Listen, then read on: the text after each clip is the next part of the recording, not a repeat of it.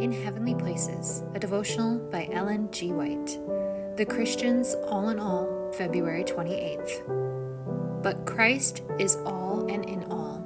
Colossians 3 verse 11. Christ, the precious Savior, is to be the Christian's all in all.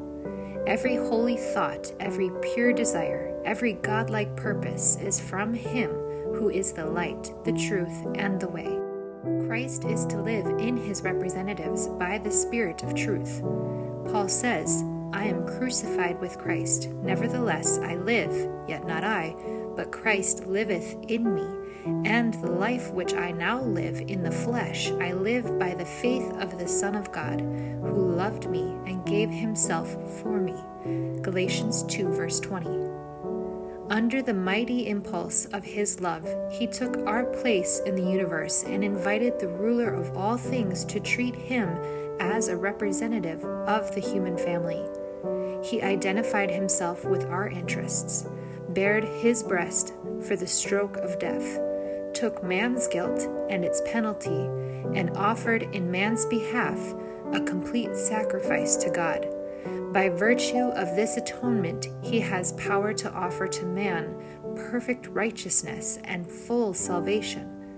Whosoever shall believe on Him as a personal Savior shall not perish but have everlasting life. Jesus identifies His interest with His chosen and tried people. He represents Himself as personally affected with all that concerns them.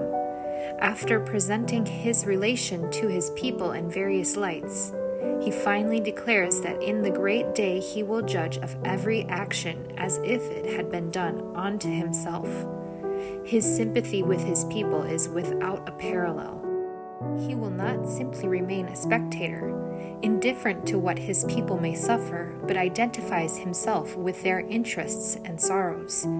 If His people are wronged, maligned, treated with contempt, their sufferings are registered in the books of heaven as done unto Him. The privileges, the blessings of the child of God are represented by the apostle in the following language. To whom God would make known what is the riches of the glory of this mystery among the Gentiles, which is Christ in you, the hope of glory. Colossians 1 verse 27. When we realize that our hope of glory is Christ, that we are complete in Him, we shall rejoice with joy unspeakable and full of glory.